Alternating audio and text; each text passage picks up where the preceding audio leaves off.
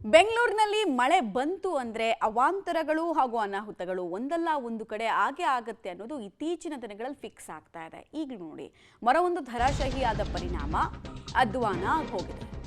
ಬೆಂಗಳೂರಿನಲ್ಲಿ ರಾತ್ರಿ ಸುರಿದಂತಹ ಮಳೆಗೆ ಸಮಸ್ಯೆ ಆಗಿರೋದು ಭಾರಿ ಮಳೆಯಿಂದ ಬೃಹತ್ ಮರವೊಂದು ಧರಾಶಾಹಿಯಾಗಿದೆ. ಮರ ಬಿದ್ದ ರಭಸಕ್ಕೆ ಅಲ್ಲೇ ಕೆಳಗಡೆ ಪಾರ್ಕ್ ಮಾಡಿದ್ದ ಕಾರು ಮತ್ತು 3 ಬೈಕ್ಗಳು ಜಖಮಾಗಿದೆ. HSR ಲೇಔಟ್ನ 4ನೇ ಹಂತದಲ್ಲಿ 4th ಸ್ಟೇಜ್ನಲ್ಲಿ ಆಗಿರುವಂತಹ ಘಟನೆ. ಮನೆಯ ಮುಂಭಾಗ ನಿಲ್ಲಿಸಿದ್ದ ಲಕ್ಷಾಂತರ ರೂಪಾಯಿ ಬೆಲೆ ಬಾಳುವ ವಸ್ತುಗಳಿಗೆ ಹಾನಿಯಾಗಿದೆ. ಬಟ್ ಪಾರ್ಕಿಂಗ್ನಲ್ಲಿತ್ತಷ್ಟೇ, ಯಾರು ಕೂಡ ಅದನ್ನ ಡ್ರೈವ್ ಮಾಡ್ತಿರ್ಲಿಲ್ಲ. ಹೀಗಾಗಿ ಕಾರ್ ಒಳಗೆ ಯಾರೂ ಇರಲಿಲ್ಲ. ಅವರ ಜೀವಕ್ಕೆ ಯಾವುದೇ ಅಪಾಯ ಆಗಿರಲಿಲ್ಲ. ಒಂದು ವೇಳೆ ಇದೇ ಟೈಮ್ನಲ್ಲಿ ಯಾರಾದರೂ ಆ ಕಡೆಯಿಂದ ಈ ಕಡೆಗೆ ಹೋಗಿದ್ದಿದ್ರೆ ಅನಾಹುತಗಳಾಗ್ತಾ ಇತ್ತು. 3 ಬೈಕ್ಗಳು ಜಖಮಾಗಿದೆ ಮತ್ತು 1 ಕಾರು ನಜ್ಜುಗುಜ್ಜಾಗಿರೋದ್ರ ಮಾಹಿತಿ ಸಿಗ್ತಾ ಇದೆ. ವಿಪರೀತ ಭಾರ ಇರುತ್ತೆ ಸಹಜವಾಗಿ. ಆ ಮರದಿಂದ ಆಗಿರುವಂತಹ ಕಾರಿನ ಡ್ಯಾಮೇಜನ್ನು ನೀವು ವಿಜುವಲ್ಸ್ನ ಮೂಲಕ ನೋಡ್ತಾ ಇದ್ದೀರಿ.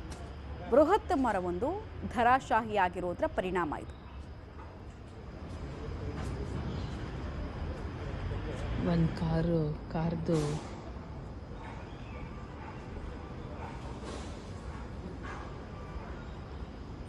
ಕಾರ್ ಮೇಲೆಲ್ಲ ಬಿದ್ದುಬಿಟ್ಟಿದೆ.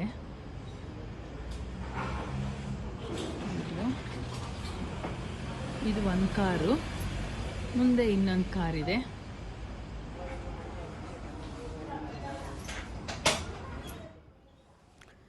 ಸೊ ಎಷ್ಟು ಕಾರ್ಗಳು ಹಾನಿಗೆ ಒಳಗಾಗಿದೆ ಅಂತ, ಕಾರ್ ಇತ್ತು ಅನ್ನೋದಕ್ಕೆ ಕೇವಲ ಅದರ ಸಣ್ಣ ಪುಟ್ಟ ಅವಶೇಷಗಳು ಮಾತ್ರ ಕಾಣಿಸ್ತಾ ಇದೆ. ಅಷ್ಟರ ಮಟ್ಟಿಗೆ ಇಡೀ ಮರದಿಂದ ಆವೃತ ಆಗಿದೆ.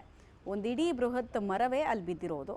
ಆಮೇಲೆ ಕಾಂಪೌಂಡ್ ಒಂದು ಸ್ವಲ್ಪ ಅಡ್ಡ ಬಂದಿದೆ, ಇಲ್ಲಾಂದರೆ ಇನ್ನೂ ಅಪ್ಪಚ್ಚಿ ಆಗ್ತಾ ಇತ್ತು ಕಾರು ಅನ್ನೋದು ತಿಳಿದು ಬರ್ತಾ ಇರುವಂತಹ ವಿಚಾರ. ಬಟ್ ಪ್ರಶ್ನೆ ಇರೋದು ಇಷ್ಟೇ, ಅಪಾಯಕಾರಿ ಮರಗಳನ್ನು ಗುರುತು ಹಚ್ತೀವಿ ನಾವು, ಪತ್ತೆ ಹಚ್ತೀವಿ ನಾವು ಅಂತ ಜನವರಿಯಿಂದ ಸ್ಟಾರ್ಟ್ ಮಾಡುತ್ತೆ BBMP. ಈ ಗ್ರೇಟರ್ ಬೆಂಗಳೂರು ಬಿಡಿ, ಜನವರಿಯಿಂದ ಈಗ ಆಗಸ್ಟ್ ಬರ್ತಾ ಇದೆ, ಈಗಲೂ ಆ ಸಮಸ್ಯೆ. ನೆಕ್ಸ್ಟ್ ಪೋಸ್ಟ್ ಮಾನ್ಸೂನ್ ಬರುತ್ತೆ ಅಂದರೆ ಸೆಪ್ಟೆಂಬರ್ನ ನಂತರ, ಆಗಲೂ ಕೂಡ ಇದೇ ಸಮಸ್ಯೆ. ಈ ಸಮಸ್ಯೆಗೆ ಶಾಶ್ವತವಾದ ಪರಿಹಾರ ಮಾತ್ರ ಸಿಗ್ತಾ ಇಲ್ಲ.